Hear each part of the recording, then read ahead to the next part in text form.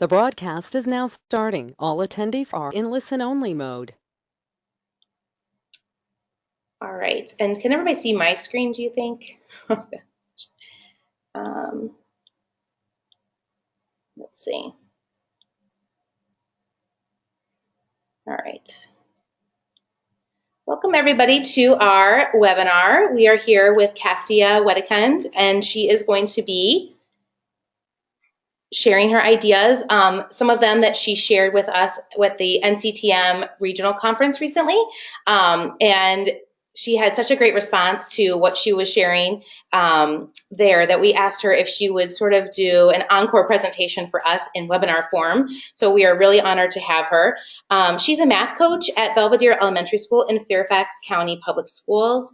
She's interested in connections between how we teach literacy and math, classroom talk, play, and building communities of mathematicians. She's the author of Math Exchanges, a book about guiding young mathematicians in small group meetings. So I am going to go ahead and change the presenter here so that you can see what her screen has. Let's see here. There we go.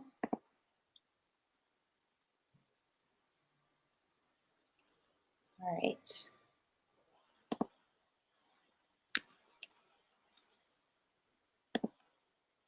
And I think, does it come up and then you just click like, there we go. Yeah. Perfect. I see it. Okay. Can you see my screen? Yes. Okay. And you can hear me? Yes. Okay. All right. Sounds good. Well, hi, everyone. This is the first webinar I've given where I can't see anybody or see their comments directly. So it feels a little bit like I'm presenting to my bedroom where I'm currently sitting amidst a pile of dirty laundry. But I'm just going to assume that there are people out there and get started.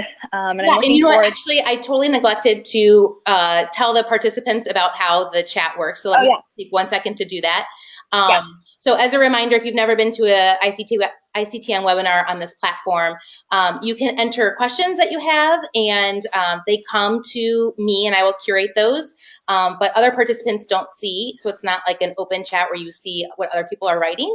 So, but if you do have questions or comments, you can type those in. And then did you want me to do the polls before you got started so we could see? Oh, yes. I was curious about who's here. So we have a little poll about what your role is in your school or district. Perfect. So it looks like we have about 22 people that are here right now. We might have more people joining, as we go. So this first question, I think I can launch the poll. So this first question is asking them, can you see it, Kassia, or? I don't, I'm in the chat. I don't see anything. Is that where it should be? So the poll that's up right now is just asking if they are a K2 classroom teacher, 3-5, middle school, high school, or if they're not a classroom teacher. So it looks like we have, I'll wait a second in case a few more people want to vote here. Okay. Looks like we have almost everyone has voted. So we have 29, one more person. All right, we have 33% are K2 teachers, 28% are 3-5, 22% are middle school teachers, 11% are high school teachers, and 17% are not classroom teachers. Okay, great. Well, that is a great mix. And then the other poll, did you want to know, let's see, the next one was about if we had any coaches or special education teachers or administrators. Oh, yeah. Okay, sure. Let's do that one. So this one is asking them if they're a classroom teacher, math coach or specialist, special education teacher, administrator, or other. So we'll give people a minute to try this one.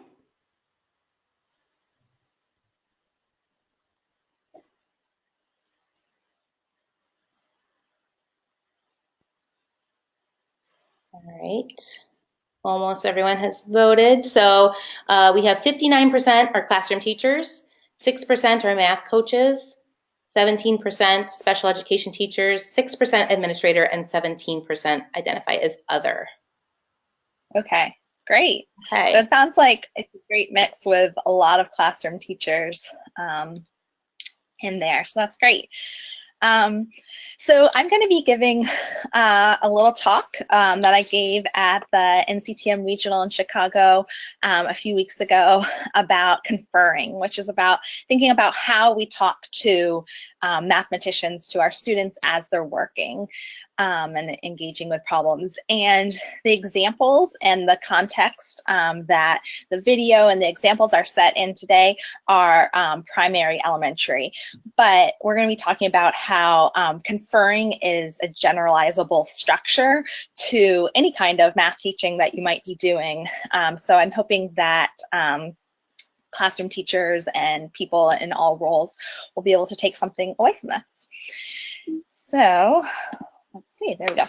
So we're going to be getting into today what exactly I mean by that term conferring, and why do we want to bother learning about it and engaging it, and then also getting into the nitty-gritty of what's the structure of having a conference with a mathematician, and what kinds of language we want to use when talking to students.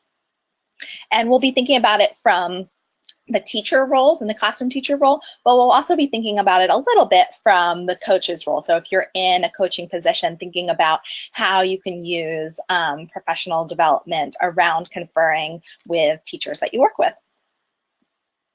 So to do this, we're going to go back to the roots of conferring in writing workshop and how we teach students to write, because that's where the idea of conferring really comes from, much farther back than people were thinking about doing this with students in math.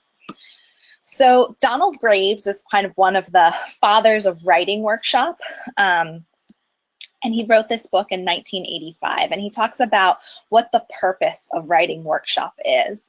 And he says that the real goal, the primary goal of writing workshop is to create lifelong writers who work in authentic ways, and for students to become independent with their craft and skills as writers. And that everything that we do in writing workshop, including the practice of conferring, which comes from writing workshop, has to support that big goal. So as a classroom teacher, I was a classroom teacher in kindergarten and first grade and second and third and fifth grade.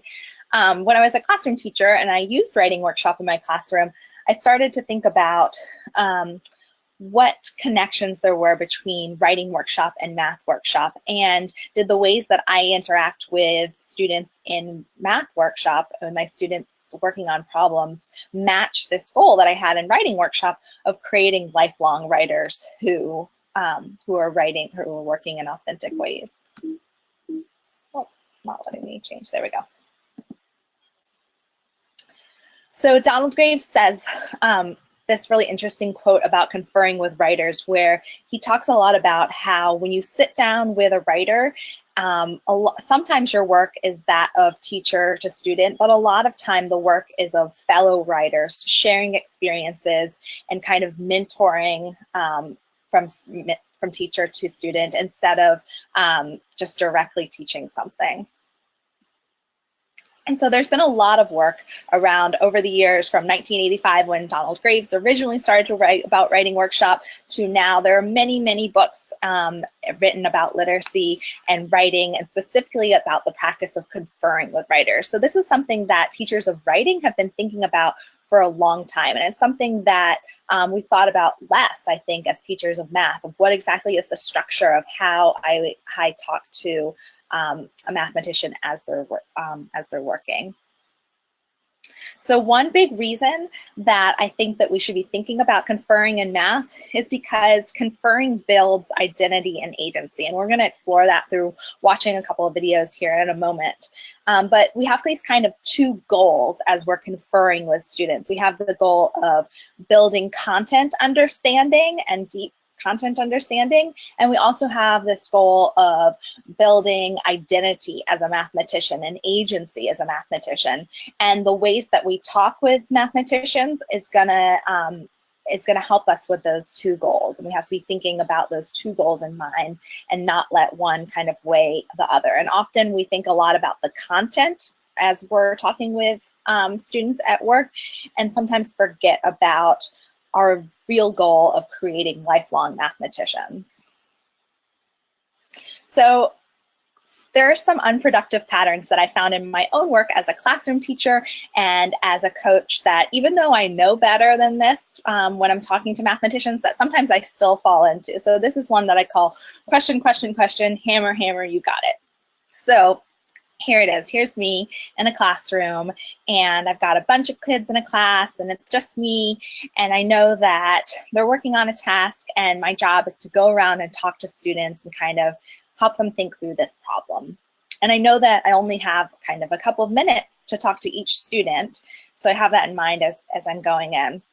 And so here I am approaching a student, and I start to question them, and I'm kind of giving these rapid fire questions after another, and I think I see where maybe an error is or where a point is that I want to make, and I kind of quickly hammer those points, and then I say, you see, does that make sense? Now you try that, kind of in a really quick way, and then I walk away, and the student is kind of left with this. And so that might fix, quote unquote, the problem in front of them. It might help them complete a problem accurately. But if we're going back to that goal of, is what I'm doing helping them build deep knowledge that's transferable to other problems and other situations and building their identity as a mathematician, this kind of practice probably isn't that productive. So here's another one that is probably slightly better, but still not completely productive. So this is question, question, question. Okay, keep going. So here I am talking to a student, and I ask them some questions, maybe even some really good questions, and I'm starting to get an idea of their understanding, and maybe even they are having some clarity about their understanding through my questioning. But at the end of those questions, then I just say, okay, keep going. So I haven't said anything to nudge their thinking. I've asked some good questions, and there's a lot of professional development about what kind of questions we should be asking and asking really productive questions. But sometimes we go so far to the other side of the continuum of not telling them how to do a problem.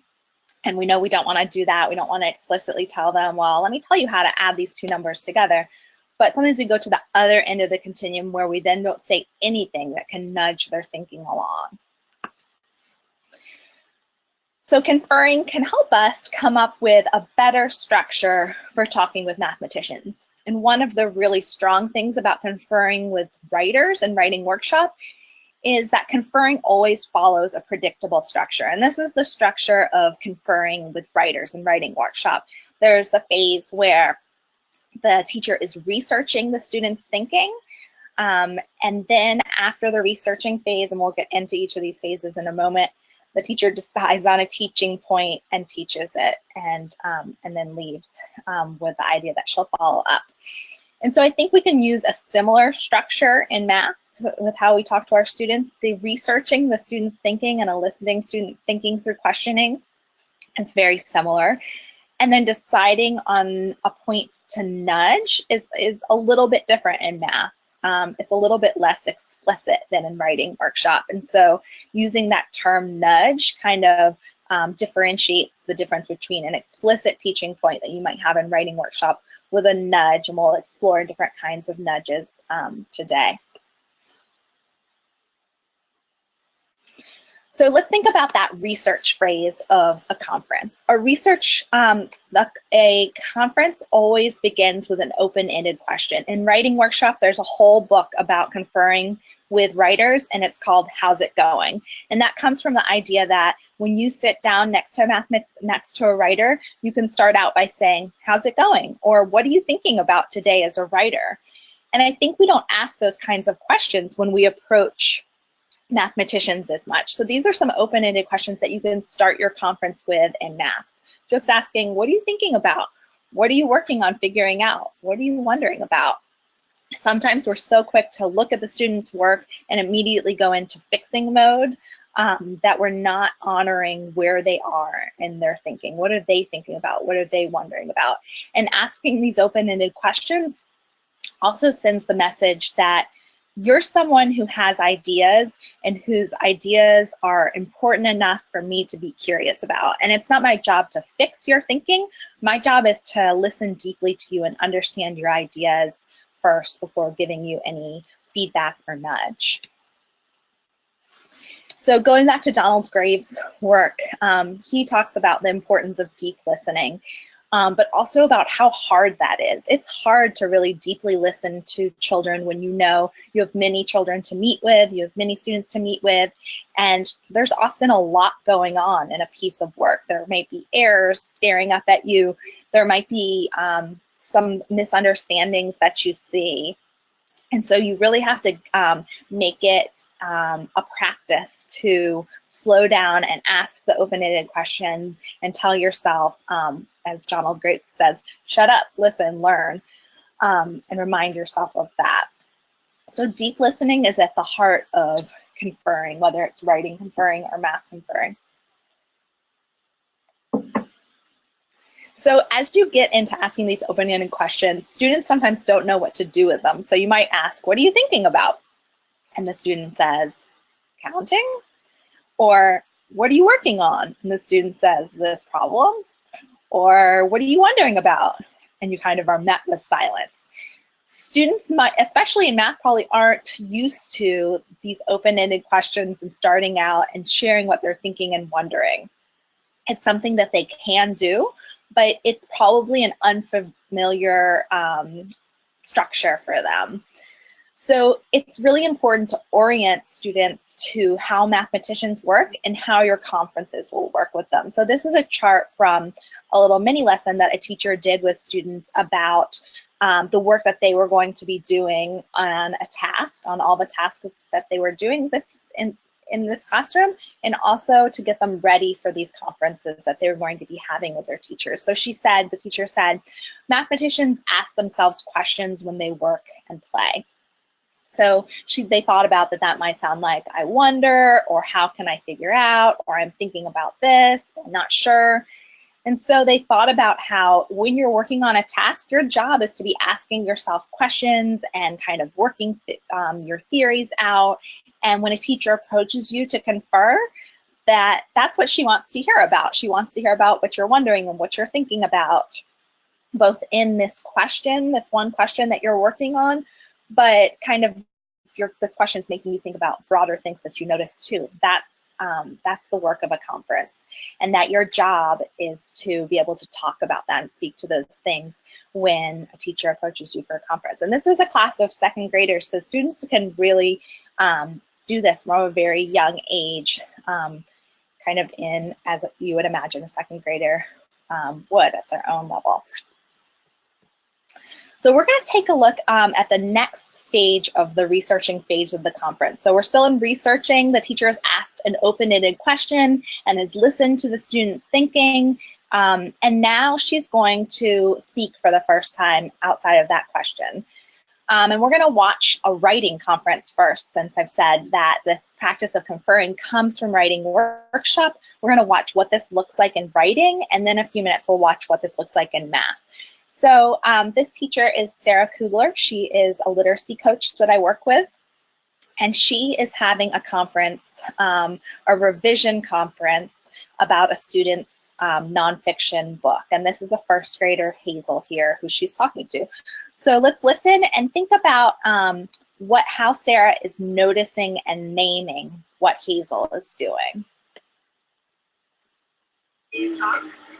Yeah, talk to me. What are you working on today? What are some things that you're thinking about as a writer?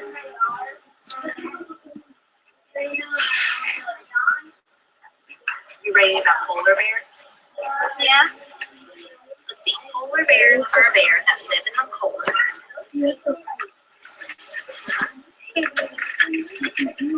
Dinner time. I love that heading. Polar bears eat meat. They like to fish. They find fish. A panda is a bear, a grizzly bear is a bear, a polar bear. And so what else do you feel like you need to do in this book? I saw you working on it.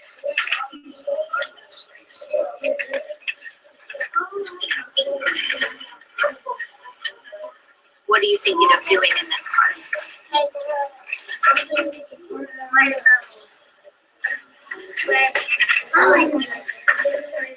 So you're going to go back in that corner. Is that right? Yeah. So, Hazel, can I talk to you just about something that I'm noticing about you as a writer? Okay. So the cool thing that you did is you're kind of trying out headings for each part. And I don't even know if that's something that your teacher taught you, but that's something that you noticed that you probably are in the books that you're reading. And so for this, you wrote, what is a polar bear? And then for this section, you wrote, take time. Because it's about the polar bear eat, right? That's exactly what authors do in books, and you notice that, and so you're trying it out in your book. Some of the headings are a question, what is a polar bear? And some of the headings are like a funny thing, like a little joke, right? Dinner time.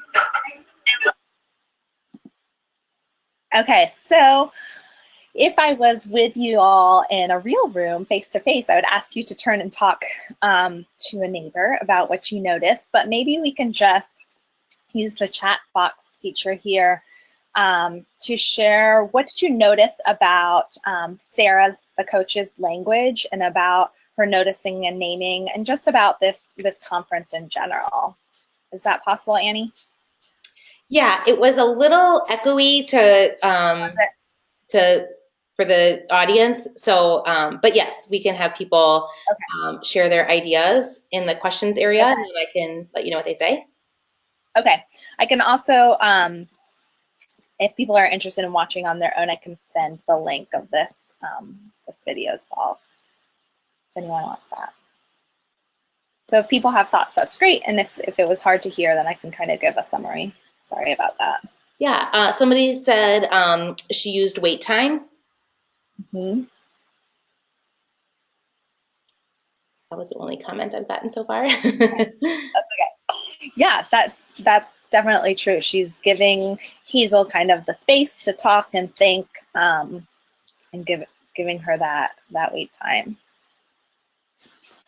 So,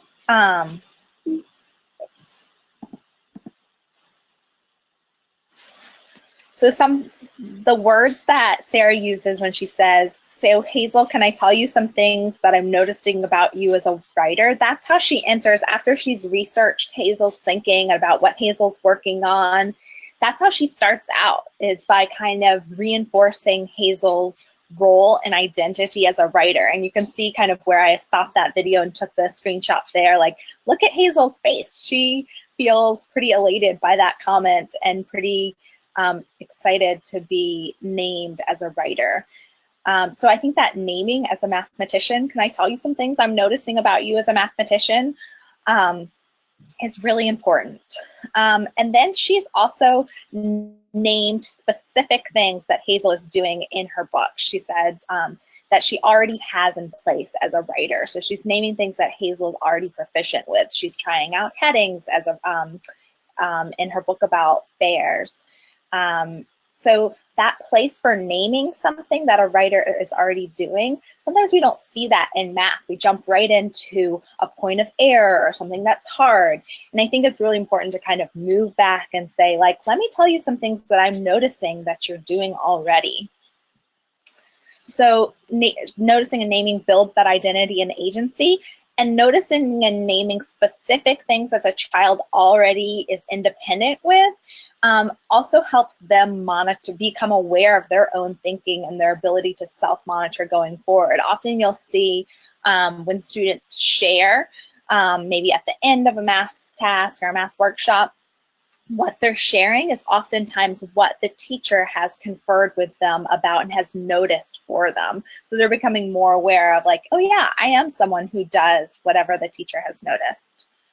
So we're going to kind of think about what this noticing and naming looks like in the math setting. So the context that the video that we're going to watch is from students who are engaged with counting collections. And I know from our poll that many of you are elementary school teachers and primary teachers, so this might be familiar to you, but just to give other people a background, counting collections is exactly what it seems like from the title. Students are given collections of objects and they're working to figure out how many are in their collection.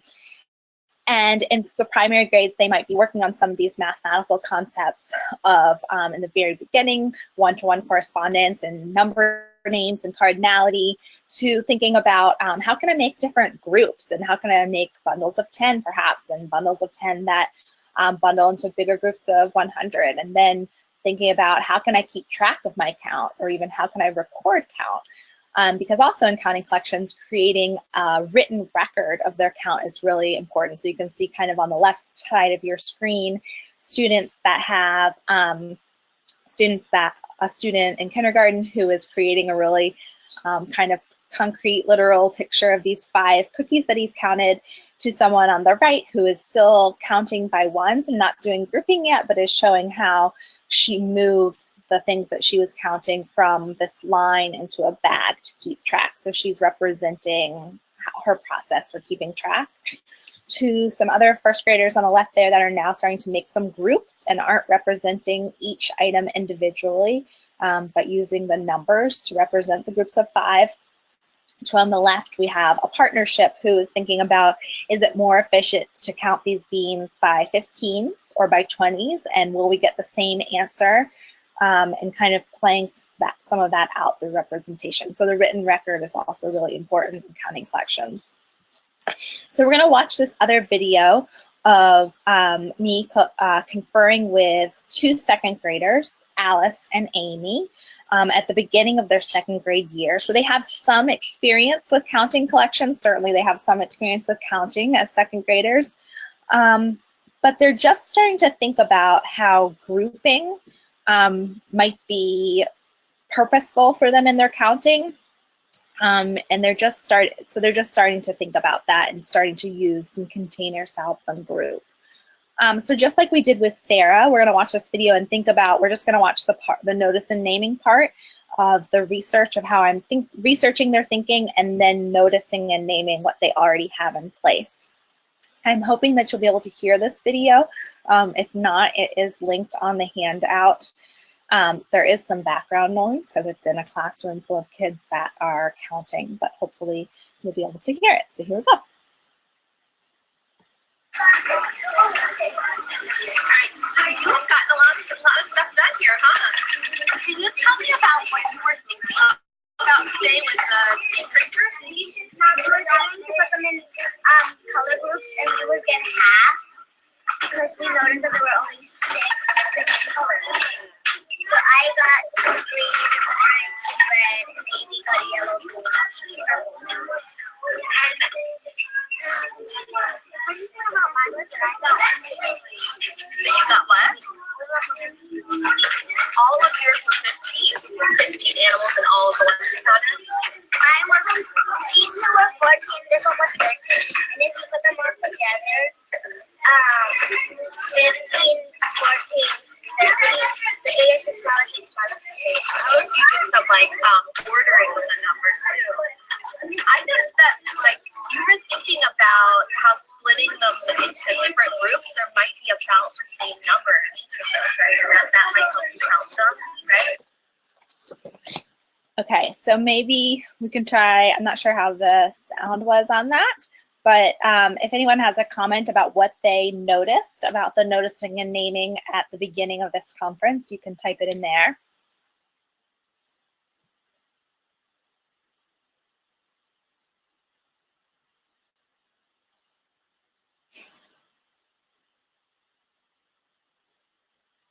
And if it was too hard to hear, I can give a summary as well. Let's see, somebody just said, notice quantity and put in order. Mm-hmm. Yeah, so what these 2 kids, girls were thinking about was that they had all these sea creatures and they kind of sorted them by colors, and they had noticed that there was about the same number of sea creatures in each of those. So they had some way of organizing. They were thinking about organizing, but they hadn't really gotten to the idea of that I could use the containers to count by a certain number or to help me count more efficiently. They still are thinking about is more of a sorting and noticing about the quantity in each one. Mm-hmm. Somebody else said, I noticed that you named ideas such as rounding and estimating as big ideas, so powerful for young mathematicians.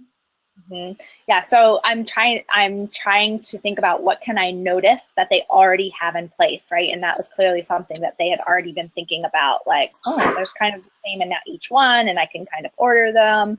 So naming something for them that they already have in place is really important. Any other comments? Yeah, something else kind of similar, but I noticed the students organized her findings and ordered them. Yes. Yeah. So when we are talking with mathematicians, we want to make sure that we're giving time for that noticing and naming. And so I think I said before, these are some ways that that we can start that out. And having a few of these phrases kind of in your back pocket helps you remember to notice and name what a student is already doing when you approach them. So you can say something like, can I tell you some things I'm noticing about you as a mathematician? Or you're really doing some important thinking here. Can I tell you what I'm noticing? Or just, here's what I'm noticing. And you pointing them out and that becoming a familiar routine, it's part of the same structure of the conference again and again and again. Students are continually having their identity reinforced as a capable sense maker who can figure things out, who can make sense of things, and also getting some more awareness about the things they already do as they problem solve.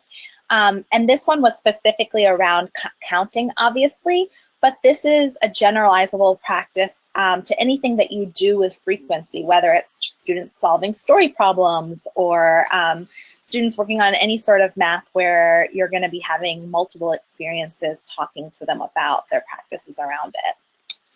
So this is a form that we use for conferring in math, and this one specifically has some things filled into it that are specific for counting collections, but it's also generalizable. So we often start, as a coach when I'm working with teachers, I start about helping them think about just this research part first. So how do you ask an opening invitation question?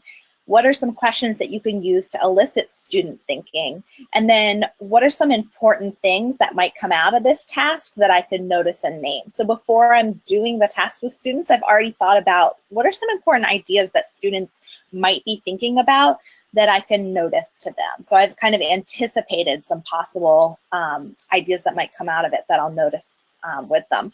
And sometimes when I'm working with teachers that are newer to this structure, this is kind of where I'll stop the conference. It's just a researching conference or a noticing and naming conference. And there's a parallel to that in writing. Sometimes you'll just have a noticing and naming, or sometimes it's called a complementing conference, and not do the nudging part.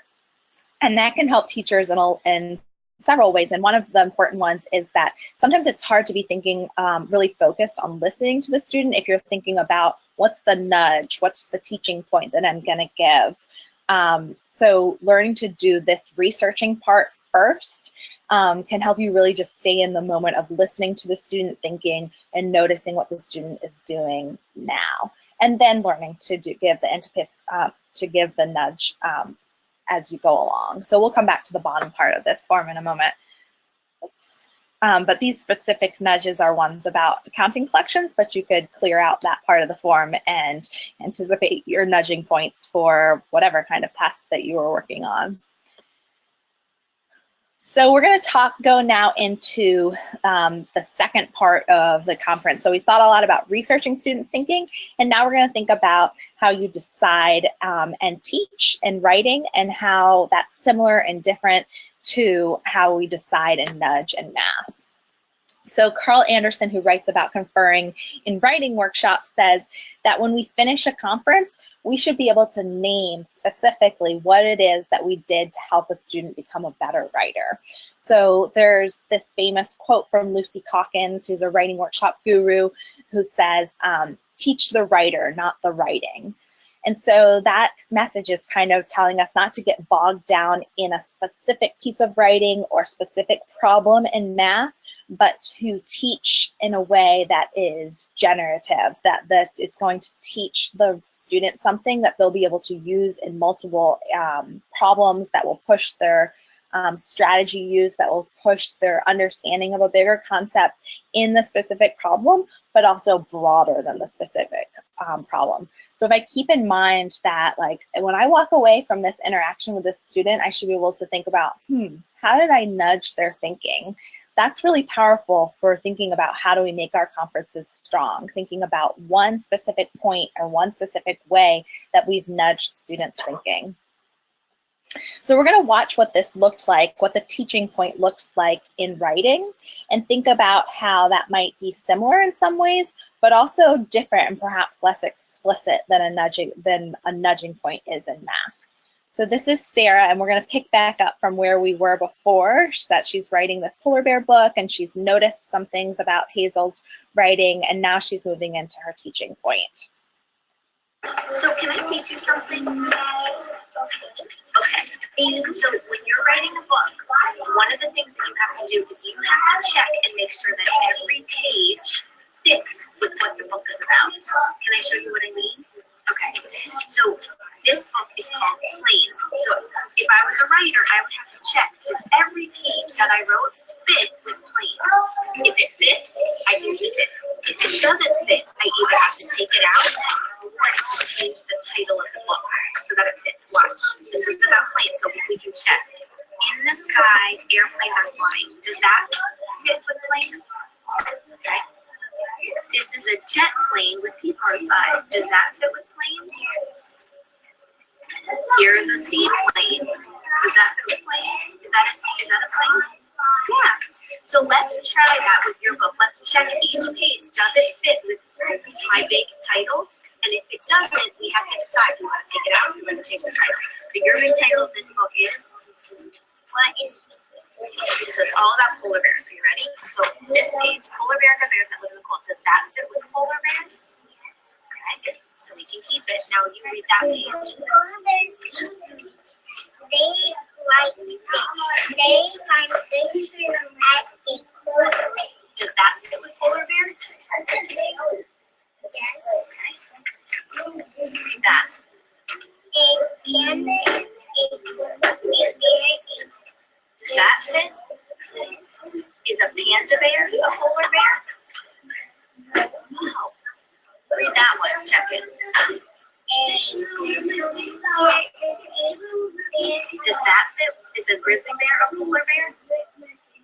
It's kind of similar because they're bears. You're right. So you have to decide now. Do you want to take this page out because it doesn't fit with polar bears?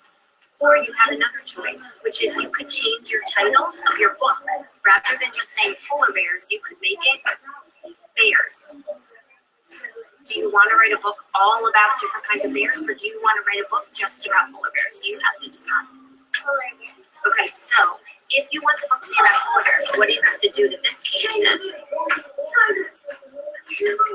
Yeah, it doesn't fit, does it? You have to take it out. Let's check the last page and see if it fits. You ready? A polar bear is a Does that fit with polar bears? Yes. So this page, Hazel, this doesn't fit with your book, does it? So you can just take it out and add more pages just about polar bears. Okay, so here are some things that you might have noticed about that interaction. So one important thing that Sarah's doing in her conference that is really common in writing workshop is that she's using a mentor text, that little book that she pulls out to connect Hazel with another writer that is doing something proficiently that Hazel is trying. And so that's one thing that is really common in the teaching point in writing workshop is use of a mentor text to see a strategy in use. And another thing that you might see in writing workshop is the teacher demonstrating the use of a strategy as well. So you also saw that Sarah's teaching point was very explicit. She told her what she was going to teach her, she told her why it was important, and she told her how to work on that she had to decide if the title, that if she had this title, all the pages had to match, and that if something didn't match, she had to either had to change the title or she had to take those pages out. It was very explicit, but it had some really important things going on that can connect to what we were doing in math. Once again, the use of the mentor text builds Hazel's conceptual understanding of what Sarah, the coach, is trying to teach her about titles and their importance. But it also builds Hazel's identity as a mathematician or as a writer. She she's connected with this other writer, and she's seeing like what I'm doing is like what this person is doing in a book. And that's really important. And we're going to talk about what some parallels might be in math. So now we're going to take a look at back to that conference with Alice and Amy. And we're picking up, just like we did before, after the researching part, and we're going to see what it looks like to give a nudge in math and see what you notice about that. So here we go. Right? And now we have all these different numbers, right? You have some 14s, you have some 13s, you have some 15s. What are you thinking that you might see to figure out how many there are all together? Well, I did it the way that my mom showed me, which was putting it, like, not diagonal, so like straight. And then if it were like 11 or 12, I put the one on top of the other row. And I always said, I did it that right here. I'm wondering if there's another way that you might organize these that would help you check to see if that is the number that you got here is the number of animals. How do you catch your idea? Yeah, I'm going to do that. We can do it by the type of animal, like stingrays. So with this, you got all different numbers, 14, 13, 15. It wasn't always the same number that you could count by, like some of the other ways that we were talking about earlier, like 5s or 10s, 20s. Some people suggested. Is there a number you think that you can organize with that might help you with that counting? Not everybody. 5, 6, What do you think might help for this collection?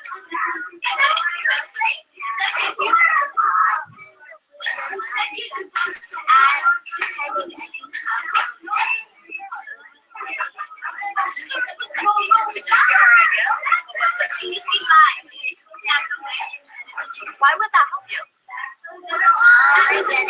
Why do you? What's making sense for you? Because if the answer is 41 here, and we add 10 in each bucket, then if we get only 4 filled up and 1 is left out, then we'll actually get 41. You think that would look like 4 full holes and 1 left out? Can you try that out? That's what you might tend to see if it is what you're expecting, 4 holes and 1 extra. I'm really curious to know about that. Give that a try. I'm going to check back in, okay? So let's take a moment here and write in the chat box, if you will, what you noticed about the nudging point in this math conference and what you noticed about the talk between myself and the students.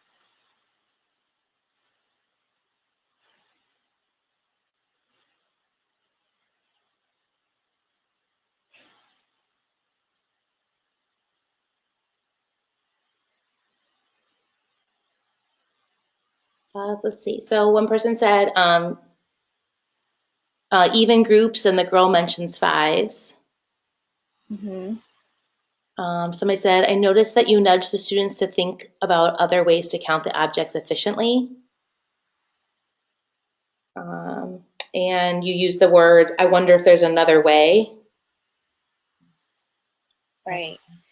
So in this classroom, they had been working on counting collections for a little bit, and I was trying to reference back much in the way that Sarah referenced back to the book about planes to help her students. I was trying to reference back ways that the class had established and talked about would be some ways that you could count by. And Alice says like, oh, 10s, 5s, 3s. She's kind of rattling some off. And then the other girl, Amy, on the right, says, decides that she wants to count by 10s. And so using the class established ideas or charts that you would make with the class from their ideas is kind of the form of what a mentor text can be. I can connect, one of my roles when I confer with students can be to connect their ideas with the ideas of other mathematicians in the classroom. So I can say like, let's go over to this chart that we made about people's ideas in our class about how to count. Or I can say like, you know who's thinking about what the most efficient way is to count this kind of collection? It's these people over here. Let's go over there and talk to them about their ideas, and I can kind of facilitate a conversation with them. So one of my roles as we can confer might be to connect mathematicians with each other, or mathematicians' ideas with each other. And the person who pointed out that I said something like, I wonder if there are some other ways of grouping in this way. In a nudge, the idea is to try to make your talk invitational. Like, here's some ideas that you might take up. I'm wondering about this, and then to put that back, the onus back on them to take that invitation on, or to come up with an idea about how they might do that. And here they decided, we're going to try counting by tens. Because in this case, I knew that they had tried to, Alice said, like, I'm going to do it the way that my mom taught me to do it. And she's tried to use the traditional algorithm to add these groups together, and has done it incorrectly. So I knew that she, and from knowing her as a mathematician, I knew that that's not what she was ready for. And I wanted to see how grouping might help her think about efficient ways to count. But you can also see that she's starting to think about tens and ones. And she's got this idea that there's going to be 41 from her incorrect use of the algorithm. But she says something really interesting about how that might be 4 groups of 10 and one extra. So I want them to kind of fiddle around with that and see, like, is that going to come out to 41? What does that look like? What's the new number? And I'm inviting them to try that there. Any other comments, Annie, that came out? There was just one more. Somebody said that they really liked your question of what's making sense for you, because they felt like it allowed students to guide and clarify themselves. Right, yeah, and it's like sending them the message that everything you do has to make sense to you, and that you're responsible, and you have the ability to choose a strategy that makes sense to you. That's really important. Thanks for pointing that out. So there is a PhD student at Stanford, Jen Munson, who has thought about these connections between the teaching points in writing workshop and the teaching points in the nudging points in a math conference. And she's kind of created these different, a typology of nudges. So different kinds of nudges or categories of nudges that you might give. And so, and this could be about anything. It's not specific to counting, just math in general. So you could give a conceptual understanding, which might be analyzing an error, or thinking about the place value within something. Whatever the concept is, you could give a nudge related to the conceptual understanding. You could give a nudge about developing a strategy for a problem.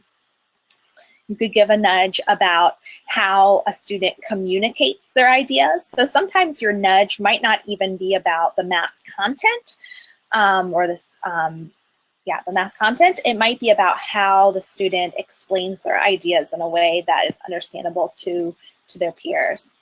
You might give a nudge, and in one of the other videos I have that's on your handout, the nudge is about representation. So you might give a nudge about how the student is representing their ideas in a way that is understandable to others, in a way that is efficient, in a way that connects what they did with what their thinking was, with a representation that would make sense to others. And then you can also give, because so much of math tasks is done in partnerships, you also might give a nudge about students' collaboration. So you might, that might look like if there are 2 students that are working together and one is doing all the work, it's kind of taking over the load, how to decide how to share doing the task together. That might be a nudge that you would give about collaboration. And the idea is that in a conference that you give one nudge around one of these ideas. So this kind of gives you a framework for thinking about, I'm giving this task today to students. What are the things that I anticipate, what nudges do I anticipate I might want to give students around these 5 areas? And on the conferring template, it's filled out for counting, but when I do other tasks with teachers and students, I'll leave that blank, and before we do the task, we'll think about, like, oh, these are the conceptual understanding ideas that might come out. These are the strategies that we might see for this problem. These are some things that, this is kind of where they are, and they're communicating and they're representing, so I might give a nudge about this. and this is where they are and how they collaborate with each other. So I might give a nudge here. And so that when you approach a student, you have some kind of categories of how you might nudge them. And it also really helps you limit your nudging to just one single nudge in a conference. It's really easy to go in and be like, well, let me teach you a little something about your strategy. Oh, and let's talk about how you're recording that. No one can really understand your ideas here. So like, how could we show that? And let me talk to you about how you're working with your partner. And it's just too much for a student to take on. And if we are going back to that idea of, I should be able to name something specific that the child can now do, or that child now understands as a result of this conference, it's really important that we limit our nudge to one idea, knowing that we have many opportunities to see the student throughout the year, and we'll be able to give them different kinds of nudges each time we talk to them. And actually in the note-taking part of the conferring form, there's a spot where I write down like what I've noticed out loud to the student that they're doing independently. I write down the nudge that I've given, and then later when I'm kind of reviewing my notes, I might write down like, these are the things that are next for this student or for a group of students or for the whole class, and that will kind of inform my teaching and conferring. But thinking about limiting yourself to one nudge per conference is important. So this is what a nudge might sound like. Well, one, I talked about this, how a nudge might connect what a student, an individual student or a pair of students is doing with an idea that is being considered by the whole class or by other classmates. So that idea of like using the class's ideas as the mentor text. So I might say, what you're thinking about reminds me of the strategy that someone shared yesterday. So connecting them back to that idea that's been shared. Maybe now they're ready to take that on, and I'm going to connect them to that idea and help them try it out or think about it more. Or you're thinking about how you might record your counting collections when you drew all those ants. Let's take a look at our chart and see what ideas we've been thinking about. So this idea that when you're thinking about something that's really important in a unit, you might have a chart of some of those ideas. So in this case, it was the class was thinking about different ways that they could represent what they counted. And they had some people that were representing very literally, and they had some people that were just drawing circles for everything, and then people that were using numbers. And so this student's ready to think about recording a big collection, and the teacher's going to connect them with this chart that shows other students' work, other students' representations, for them to think about like, which of these ideas do I want to try out? So the creation of these class charts around strategies is really important, and then me connecting students when they're ready to each other's work is a big role in conferring. And then you notice that in the writing workshop, the teaching point was really explicit. And oftentimes it's less explicit, which is why we call it a nudge in math, in math. But there are times when I might teach students something really explicit. And usually that's around how they work with each other. So I might say, like, when you're working, I might have two students that are really kind of talking, but they're not really hearing each other's ideas. And so they're kind of working independently, even though they're supposed to be working on this task together. So I might teach them how paraphrasing each other is one way that they can check to understand each other's ideas. So I might say, like, here's what I want to teach you. I want to teach you how you can paraphrase each other's ideas, and that's going to help you understand each other better. Let me show you how to paraphrase each other's ideas. And then I would teach them explicitly. First, one person talks, then you say what the other person thought the person said, and you check to make sure, is that what you said? Yes. So that's an example of a really explicit nudging point there. That's given not about like, let me explicitly show you how to solve this problem. It's given about kind of the practices of how students or mathematicians work together. So I think I'm going to kind of stop here and open it up for questions or comments, and also refer you back to the handout if you're interested in watching some other conferences with students. There are some links there, and there's also a link to the conferring form that you can look at more closely or make a copy of and revise for use in your work as well. So maybe we can ask what questions or thoughts are out there Yeah. among you. Yeah, there's one kind of question that I'm consolidating a couple people's thoughts here, but one theme is just, you kind of went into how you decide on the nudge, but just, this is like a different way of, for some people, of teaching to kind of be a little bit more in the moment. I mean, you talked about anticipation, but when you're there with the students, how do you prioritize what type of nudge, maybe, if you have a couple ideas of which one you could do with that group? So maybe. Yeah, that's a great question. So I think, well, just to go back to the anticipating process, I think that's really key, is to be able to give a nudge that's really meaningful. I can offer all sorts of feedback to students, but I want to offer, like as the person asking that question said, I want to offer what's going to be most beneficial or most meaningful to the students. So so figuring out, when I'm giving a task to students, what potential nudges might be. And I think about kind of the whole class as a whole, but I also might look back at my notes and thinking about, like, what am I expecting that based on student works that I've seen in the past that students might do, and who might I give these nudges to? I think about, like, who might be trying this out, and sometimes I'll jot that down, and sometimes I'm right, and so I'll give them that nudge of, like, oh, they were trying this out, I'm going to give this particular nudge, and sometimes I'm way off and I have to come up with something on the spot. I think that kind of works, that you get better at that with practice, which is why it's nice to sometimes, when you're starting out conferring, to just worry about noticing aloud of what the student is already doing, and thinking about how to articulate that to the student of what you're noticing that they already have in place. And you can use your anticipated nudges for that too. It's just not the nudge, it's what they're already doing. It's what they have independent within this problem. And then I do look back at, I keep a notebook, and teachers that I work with keep a notebook of their conferences with students before, throughout the year. And so they might look back and see, like, what kinds of nudges they've given. If they've given a lot of nudges around collaboration and communication of their ideas, they might think back to, like, these kids really need some nudges on developing a strategy for this kind of problem, or on whatever the conceptual understanding within this problem is, place value or strategies for addition. They need some more nudges on this. So they're looking back at what they know from the student, and what nudges they've given them in the past.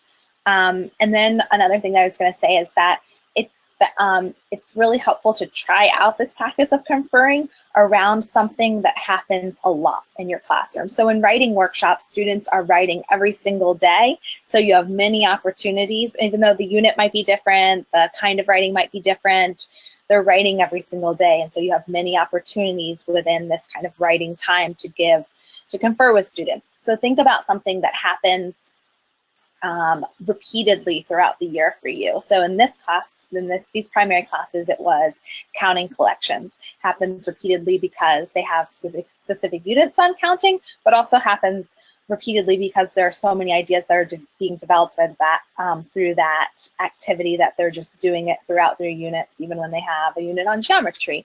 So because that activity is happening over and over again, you get used to and familiar with the kinds of nudges that might happen in that activity. So think about, in your setting, what kinds of things happen again and again that you could give nudges around. Is it that students work on solving story problems together? Okay, so then you could work on conferring while they're solving story problems, and getting better and looking at their strategies and how to nudge them forward on that. Or whatever it is that happens repeatedly, so that you can improve your practice of how you talk to students and how you give nudges. But it's something that that you get better at through doing. So you really have to kind of commit to this practice and working on it. Yeah. And it really, I mean, we're like out of times. And so, there's quite a few questions that people had. So is there a good way that people could continue the conversation with you or ask their questions? Absolutely. You're welcome to email me. And I think my email is on that handout. It's omahunger@gmail.com. And also, if you're on Twitter, I'm at Kassia Wedekind, so you can tweet me on there and send me a direct message or send a message for everyone to see, because people are probably having the same questions for you as you are as well. So I would love to be in touch. I'm sorry that I talked so long that we didn't have a lot of time for questions. Yeah, and it really just kind of speaks to this idea that I just keep hearing about too, just like that strength focus versus deficit focus. So I think that's really Absolutely. to people. But as they move from that old way maybe of thinking to this new way, it does bring up a lot of questions for teachers. So I appreciate you pushing our thinking on all of this. I wanted to say to everybody too that the handout that you're referring to, I posted a link to it. It's a Google Doc, and I posted the link in the chat so people can find it there. Perfect. And then it also will come, there will be a follow-up email in one day, so people will get the link to it in that email as well. Great. I am going to go ahead and share my screen so I can wrap us up here. Okay. Let's see here. All right. Because just a few things, especially if you are an Illinois educator, I just want to make sure that you know there'll be a brief after webinar survey, but then like I said, in a day, you'll get a follow-up email with links to the recording that you can share with colleagues. Also a link to a form that you can fill out to get CPU credit. So if you need evidence of PD, you can get 1 hour of credit for doing this webinar live, but you have to fill out that form and then it'll get emailed to you. And, you know, being a member of ICTM is what helps us to bring professional development to you. So if you're not yet a member of ICTM, you can go to ictm.org and consider joining. It's only $35 a year. It's a bargain for all the things that you get, including helping to support the mission of bringing high quality professional development to you in the form of webinars and you know, high quality math education to students in Illinois. So anyway, again, I want to thank Kassia for being with us and everybody for attending. And if any of your friends missed the webinar, but they have registered, they'll get a follow-up email with the recording, but you are also free to share the recording with friends because this is a very powerful topic and we would love to have everyone have access to it. So thank you everyone for attending. Yes. We'll see you next time. Thank you. Thank you. I with some of you.